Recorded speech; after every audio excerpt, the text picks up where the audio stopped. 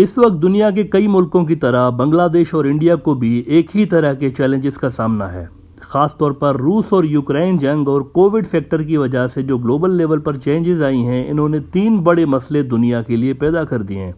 आपको याद होगा जब कोविड आया था तो पूरी दुनिया में लॉकडाउन लग गया था और इकोनॉमिक एक्टिविटीज़ बिल्कुल रुक गई थी, जिस वजह से हुआ ये कि ऑयल की डिमांड दुनिया भर में एकदम से गिर गई। बल्कि अमेरिकन मार्केट्स में तो ऑयल की जो प्राइसेस हैं ये माइनस में चली गई थी। इंपोर्टर्स के हज़ारों की तादाद में फ्यूल शिप्स जो हैं वो पोर्ट पे खड़े थे, लेकिन डिमांड ड्रॉप होने के कारण ऑयल स्टोरेजेस तमाम मुल्कों की फिल हो गई थी।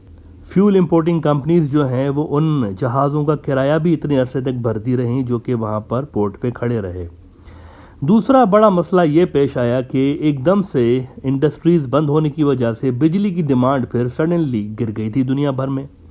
दुनिया के 2 सबसे बड़े सेक्टर जो कि दुनिया की इकोनॉमी को रन कर रहे होते हैं, ऑयल और एनर्जी मार्केट, ये ठप हो गई। लेकिन अब हुआ यह है कि कोविड रिस्ट्रिक्शंस दुनिया भर में तकरीबन ख़त्म होने के बाद एकदम से जूं ही मार्केट्स खुली हैं तो ऑयल की डिमांड भी तेज़ी से बढ़ना शुरू हो गई और कारखाने भी दोबारा से खुलना शुरू हो गए।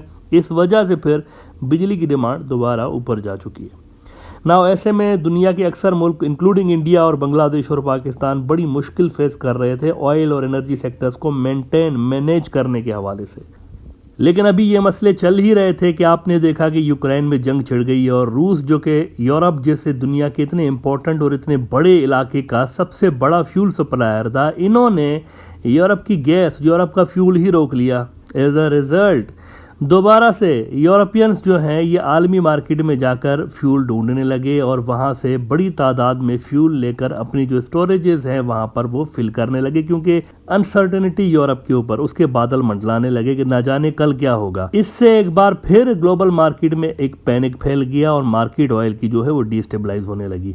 अब इस दौरान इंडिया ने पाकिस्तान और बांग्लादेश समेत कई एशियन मुल्कों से बड़ा अच्छा मैनेज किया है। This we have to accept. इन्होंने बड़ा अच्छा मैनेज किया है अपनी ऑयल मार्केट्स को, जिस वजह से देखिए पाकिस्तान क्राइसिस में है, बांग्लादेश क्राइसिस में है। इंडिया पे असर पड़ा है लेकिन इन दोनों से कम असर पड़ा है पाकिस्तान और बांग्लादेश से। बांग्लादेश ने और पाकिस्तान ने या अमेरिका को नाराज़ ना करने के चक्कर में रूसी फ्यूल नहीं लिया था, आपको याद होगा। और फ्यूल उस वक्त रूस का सस्ता भी मिल रहा था, क्योंकि यूरोप जैसा इतना बड़ा जो इलाका है, इतना इंपॉर्टेंट इलाका है, इकोनॉमिकली भी दुनिया के लिए यूरोप बड़ा इंपॉर्टेंट है। और इसका सबसे बड़ा जो सप्लायर था रशिया, उन्होंने इनकी फ्यूल और गैस बंद कर दी हुई थी, तो रूस में बड़ी तादाद में फ्यूल अवेलेबल था, जिसका इंडिया और चाइना ने तो भरपूर फ़ायदा उठाया, सस्ता फ्यूल लिया। लेकिन बांग्लादेशी और पाकिस्तानी हुक्मरान अपनी आवाम को ये कहकर टोपी कराते रहे कि देखे ना, रूसी तेल ना वो बड़ा मसला है, उसके अंदर ये प्रॉब्लम है, वो प्रॉब्लम है, और हमारे पास तो रिफाइनरीज नहीं है रशियन ऑयल को प्यूरीफाई करने की, क्या कर सकते हैं, वगैरह वगैरह 100 तरह के बहाने। हालांकि ये दोनों मुल्क बांग्लादेश और पाकिस्तान रूसी तेल खरीद के उतने ही वॉल्यूम का तेल आर्मी मार्केट में एक्सचेंज भी कर सकते थे उस ऑयल के साथ जो कि इनको चाहिए था, वो एक्सचेंज कर सकते थे। आलमी मार्केट में आपको हर तरह का खरीदार वैसे भी मिल जाता है, तो एक्सचेंज आसानी के साथ हो सकता था, लेकिन इन्होंने नहीं किया। इन्होंने बस अमेरिका की वजह से रूसी तेल ना लेने के 100 बहाने इनको चाहिए थे वो इन्होंने अडॉप्ट कर लिए। और रिजल्ट ये निकला कि अनलाइक इंडिया, ये जो दोनों मुल्क हैं बांग्लादेश और पाकिस्तान, यहाँ पर ऑयल की सप्लाई और डिमांड का बड़ा मसला पैदा हो गया, जिस वजह से आपने देखा कि दोनों मुल्कों ने मैसिव ऑयल प्राइसेस हाइक कर दी थी, रेट्स बढ़ा दिए थे बड़े। यानी अभी रिसेंटली अगर आप देखें, अगर आप पास्ट के साथ कंपेयर करें ना, तो कभी भी इतनी ज़्यादा प्राइसेस नहीं बढ़ी इनकी हिस्ट्री में जितनी इस साल बढ़ी हैं पिछले 6-7 महीने के अंदर। एकदम से कभी भी इतनी प्राइसेस नहीं बढ़ाई गई।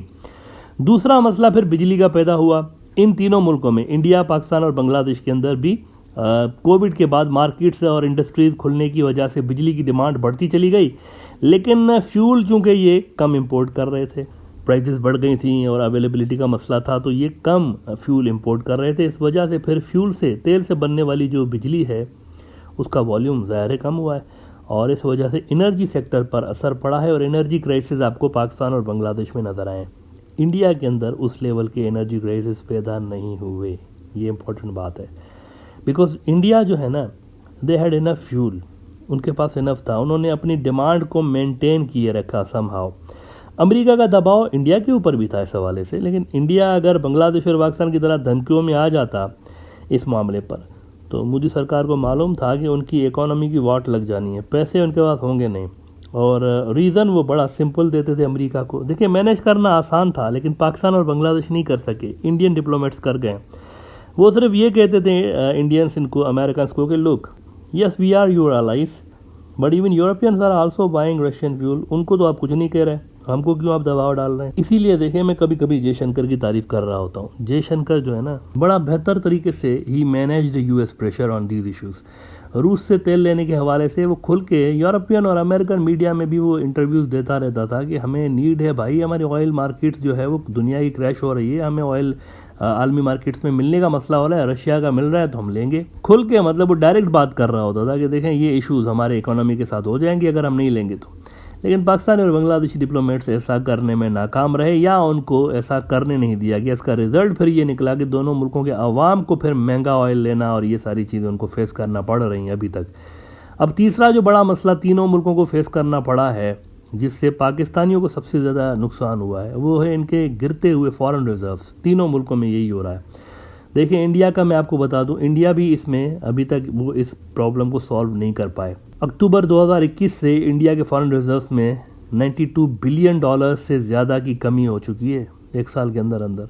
लेकिन स्टिल इंडिया के पास कम से कम 9 महीनों की इंपोर्ट्स को फाइनेंस करने के रिजर्व्स मौजूद हैं, which is well ahead of international standards.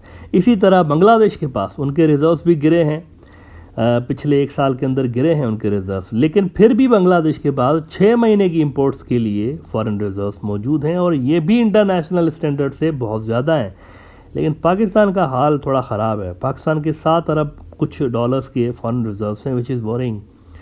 जब से इमरान खान वहाँ गया है, इमरान खान की जब हुकूमत थी तो $20 अरब से पाकिस्तान के रिजर्व्स थे, और इस वक्त तेज़ी से डाउन हो रहे हैं। अलबत्ता बांग्लादेश और इंडिया स्टिल, मैं ये नहीं कह रहा हूँ कि आउट ऑफ डेंजर है, दोनों के ऊपर तलवार लटक रही है, क्योंकि इन दोनों मुल्कों का ट्रेड डेफिसिट काफ़ी तेज़ी के साथ बढ़ता जा रहा है, जिससे इनके फॉरेन रिजर्व्स गिरने का जो सिलसिला है वो बहुत तेज़ हो चुका है। यानी हो ये रहा है कि ये दोनों मुल्क एक्सपोर्ट कम कर रहे हैं लेकिन इम्पोर्ट बहुत ज़्यादा कर रहे हैं। तो डॉलर्स का इनफ्लो दोनों मुल्कों में कम है और आउटफ्लो ज़्यादा है।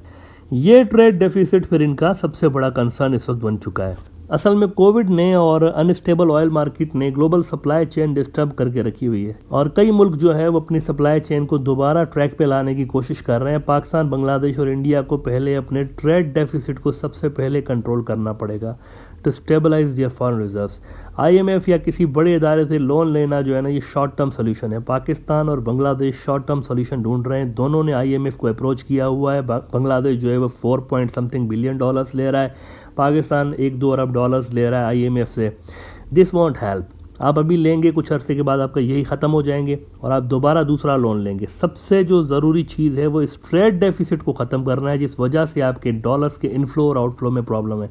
इसको जब तक आप नहीं रोकेंगे, आप अगर 50-100 अरब डॉलर का लोन भी लेंगे तो वो भी इवेंचुअली ख़त्म हो जाएगा। The long term solution is that you have to control your trade deficit, और आपको डॉलर्स का इनफ्लो बढ़ाना पड़ेगा मुल्क के अंदर।